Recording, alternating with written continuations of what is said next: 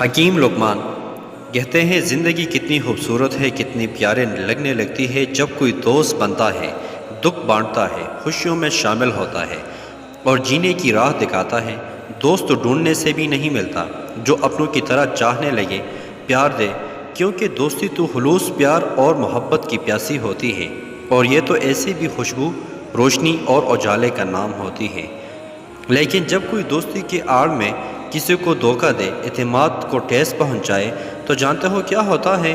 جی ہاں، گلاب سے دل مرجھا جاتے ہیں، خوشبو اڑ جاتی ہے اور اندھیرا پھیل جاتا ہے اور انسان ٹوٹ جاتا ہے، بکھر جاتا ہے۔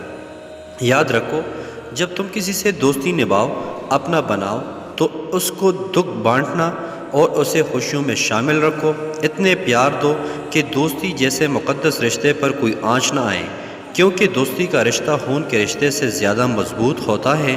اللہ تعالیٰ ہر ایک کو دوستی نبھانے کی توفیق عطا فرمائے، آمین۔